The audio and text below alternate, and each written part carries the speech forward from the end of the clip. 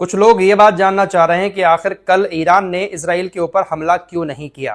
पिछली वीडियो पर कुछ लोगों के कमेंट हैं कि फराज भाई आप तो कह रहे थे कि ईरान ने कहा है कि अगर इजराइल लेबनान के ऊपर हमला करता है तो ये जंग दोबारा से शुरू हो जाएगी और ईरान भी फिर इजराइल के ऊपर हमला करेगा। तो आखिर इजराइल के ऊपर ईरान ने हमला क्यों नहीं किया? इतना भारी भरकम हमला इजराइल ने लेबनान के ऊपर किया, ईरान खामोश क्यों रहा? तो आइए इसका जवाब आप लोगों के सामने आसान भाषा में रखने की कोशिश करता हूं। देखिए, कल लेबनान के ऊपर भारी भरकम हमला इजराइल की तरफ से किया गया।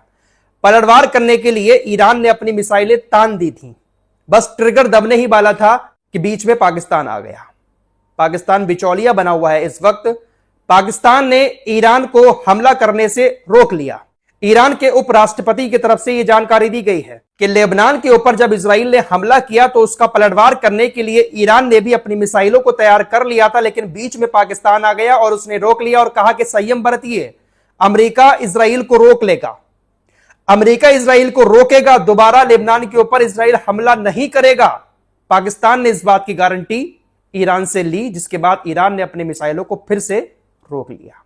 कल तक की बात और है दोस्तों, कल पाकिस्तान के अंदर ये जो बैठक होने वाली है, बस कल ही फैसला हो जाएगा कि फ्यूचर में कभी ईरान और अमेरिका के बीच समझौता हो पाएगा या नहीं हो पाएगा। समझौते के चांसेस बहुत कम है। पिछली रिपोर्ट में भी आप लोगों को बता चुका हूं कि नेतन्याहू इस सीजफायर को तोड़ने की सारी कोशिशें कर रहा है।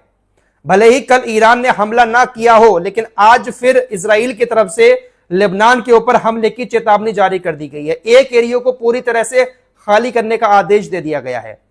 कल भी आदेश दिया गया था एक एरिया को खाली करने का और हमले कर दिए इजराइल ने, और आज भी इजराइल लेबनान के ऊपर हमले जरूर करेगा, क्योंकि कल बातचीत होनी है। उस बातचीत से पहले इजराइल खतरनाक हमले फिर से करेगा ताकि बातचीत में खलल पड़े और किसी तरह का कोई समझौता ना हो पाए अमेरिका और ईरान के बीच। कल इजराइल ने जब लेबनान के ऊपर हमले किए, उसके बाद सफाई देते हुए कहा कि हमने ज्यादातर हमले हिजबुल्लाह के ठिकानों पर किए थे। हमने तकरीबन 100 ठिकानों को हिजबुल्लाह के पूरी तरह से तबाह कर दिया। बहुत सारे हिजबुल्लाह के लड़ाके मारे गए, लेकिन असली हकीकत यह है कि इजराइल के हमले में हिजबुल्लाह से ज्यादा लेबनान के आम लोग मारे गए हैं। अगर हिजबुल्लाह की ताकत को ये लोग खत्म कर देते तो आज हिजबुल्लाह पलटवार ना करता। सीजफायर के समझौते को जब इजराइल ने तोड़ दिया तो उसके बाद हिजबुल्लाह ने भी ऐलान कर दिया कि हम भी अब इस समझौते को तोड़ रहे हैं, हम भी सीजफायर का पालन नहीं करेंगे। और इसके बाद लेबनान के बॉर्डर से तकरीबन आज दिन में 6 बार इजराइल के किरियत शामोना में हमले किए गए हैं। रॉकेट हमले 6 बार हुए हैं इजराइल के किरियत शामोना में। कुछ को इंटरसेप्ट कर लिया गया और कुछ ने नुकसान पहुंचाया है। तो अगर हिजबुल्लाह की ताकत पूरी तरह से खत्म हो गई होती तो हिजबुल्लाह आज कल हमले हुए और आज इजराइल के ऊपर हमले कैसे कर देता। सच ये है दोस्तों, इजराइल ना तो ईरान की सेना की ताकत को खत्म कर पाएगा और ना ही हिजबुल्लाह की सेना की ताकत को खत्म कर पाएगा। बस ये आम लोगों को हमला करके मारता रहेगा। फिलहाल ईरान इस सीजफायर का पूरी तरह से पालन कर रहा है। यूएई की तरफ से बताया गया है कि आज हमारे एयर डिफेंस सिस्टम ने ना तो कोई ड्रोन डिटेक्ट किया है और ना ही कोई मिसाइल, यानी कोई भी मिसाइल अटैक, कोई भी ड्रोन अटैक अब ईरान की तरफ से मिडिल ईस्ट के देशों में किया जा रहा है। ईरान पूरी तरह से समझौते का पालन कर रहा है। पाकिस्तान ने जो भरोसा दिलाया है, उस भरोसे के चलते हुए ईरान बिल्कुल खामोश हो चुका है। स्टेट ऑफ हॉर्मुज सुबह तो बंद कर दिया था ईरान ने, लेकिन अब खबर आ रही है, ईरान के एक अधिकारी ने कहा है कि एक दिन में 15 जहाज स्टेट ऑफ हॉर्मुज से गुजरने की इजाजत दी जा रही है। 15 जहाज सिर्फ एक दिन में गुजर सकते हैं, वो भी टोल टैक्स देकर। पिछले 24 घंटे की बात करें तो स्टेट ऑफ हॉर्मुज से सिर्फ एक तेल का टैंकर गुजरा है और 5 ड्राई बल्क गुजरे हैं। रॉयटर्स ने यह रिपोर्ट दी है। सिर्फ 5 जहाज गुजरे हैं अब तक 24 घंटे में स्टेट ऑफ हॉर्मुज से, क्योंकि बंद कर दिया गया था जब लेबनान के ऊपर हमले हुए थे। खोल दिया गया है दोबारा से, लेकिन 15 जहाज ही निकल पाएंगे एक दिन में। इस जंग से पहले स्टेट ऑफ हॉर्मुज से रोजाना तकरीबन 150 से 200 जहाज गुजरते थे, लेकिन जंग की वजह से इतने बुरे हालात स्टेट ऑफ हॉर्मुज में बनते जा रहे हैं। इजराइल का एक चैनल है, चैनल 15, उस पर एक बातचीत हो रही है कि ईरान जो है वो झुकेगा नहीं। ईरान के ऊपर कितने भी हमले कर लो, ईरान हथियार नहीं डालेगा, क्योंकि ईरान का इस वक्त का जो शासन है वो पहले वाले शासन से कहीं ज्यादा खतरनाक है। बहुत सारे नेताओं को ये लोग मार चुके हैं इस जंग के दौरान, जो ईरान की सत्ता को चला रहे थे, IRGC को चला रहे थे।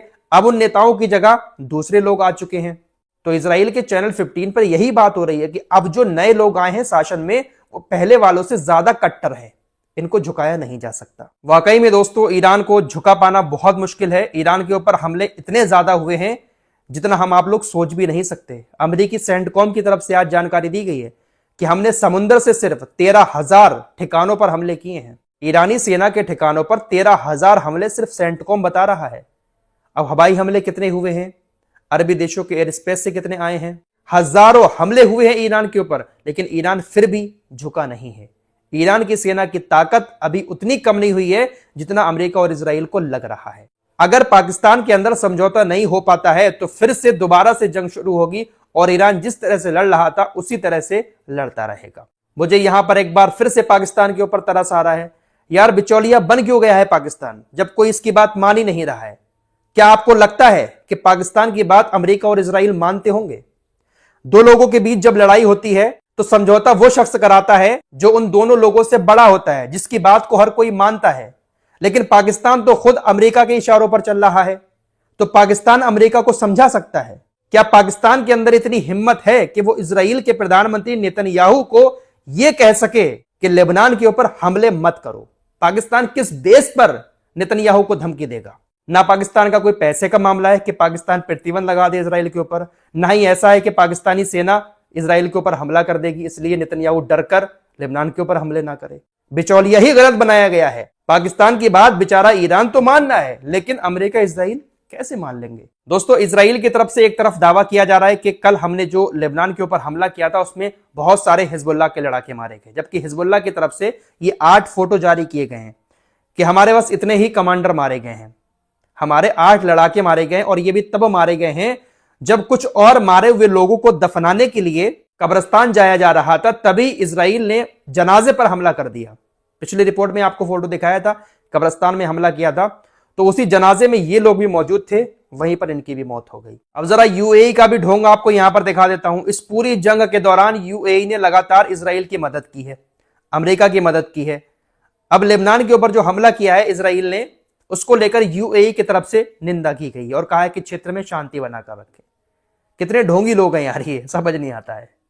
पूरे पूरे मिले हुए भी हैं इजराइल अमेरिका के साथ, और दुनिया को दिखाने के लिए निंदा भी कर रहे हैं, क्योंकि यूरोप के कई सारे देश हमलों की निंदा कर रहे हैं। ऑस्ट्रेलिया की तरफ से निंदा की गई। स्पेन के राष्ट्रपति ने तो खुला कह दिया कि इसको फांसी पर लटकाया जाए, इसको गिरफ्तार किया जाए नेतन्याहू को। फ्रांस निंदा कर रहा है, कनाडा की तरफ से निंदा की गई है। ये यूरोपीय देश इस तरह से निंदा ही कर दें, यही काफी बड़ी बात हो जाती है। अब ऐसे में अगर इस्लामिक देश निंदा भी ना करें तो दुनिया इनको गालियां देगी, इसीलिए दिखावे के तौर पर निंदा कर दी है इन्होंने।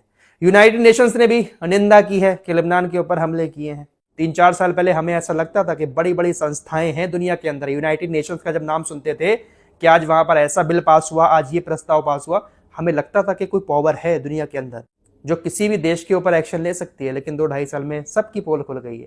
ये सिर्फ और सिर्फ नाम की संस्थाएं हैं, सारे कोर्ट नाम के हैं, अमेरिका इजराइल पर किसी की नहीं चलती। अच्छा, पिछली वीडियो में मैंने जो जिक्र किया था कि नेतन्याहू को जेल हो सकती है अगर ये जंग रुक जाती है और इसकी कुर्सी चली जाती है।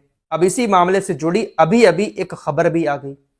देखिए, हम जो बातें आपके सामने रखते हैं वो किसी ना किसी वजह से ही रखते हैं। मामला बहुत बड़ा होता है तभी आपके सामने रखा जाता है। अब देखिए, अदालतों के जो एक स्पोक्स पर्सन है उनकी तरफ से कहा गया कि इजराइल के प्रधानमंत्री बेंजामिन नेतन्याहू के लंबे टाइम से चल रहे भ्रष्टाचार के मुकदमे की सुनवाई फिर से शुरू होगी। दरअसल ये सुनवाई की बात इसलिए सामने आई है क्योंकि नेतन्याहू ने ईरान की जंग की वजह से पूरे देश में इमरजेंसी लगा रखी थी। अदालतें भी बंद थी, मस्जिद अक्सा को भी इसने बंद कर दिया था। फिलहाल आज मस्जिद अक्सा भी खुल गई, इमरजेंसी हटी, कोर्ट भी खुलना शुरू हो गए। तो अब अदालत के स्पोक्स पर्सन की तरफ से यह कहा गया है कि नेतन्याहू की भ्रष्टाचार की सुनवाई फिर से शुरू की जाएगी। और ऐसा हो नहीं सकता दोस्तों कि नेतन्याहू अपने भ्रष्टाचार की सुनवाई अदालत में होने दे। फिर से बहुत जल्द ये कोई नया पंगा खड़ा करने वाला है, और मुझे तो ऐसा ही लग रहा है कि आज ही रात में ये कुछ उल्टा सीधा कर देगा। कल जो पाकिस्तान के अंदर बातचीत होने वाली है, मुझे इस बात का पूरा यकीन है कि उस बातचीत को नाकाम करने के लिए नेतन्याहू फिर से कुछ ना कुछ बड़ा कांड करने वाला है। फिलहाल के लिए इतना ही, कुछ और खबरों के साथ फिर हाजिर होंगे। अपना ख्याल रखिएगा। अल्लाह हाफिज।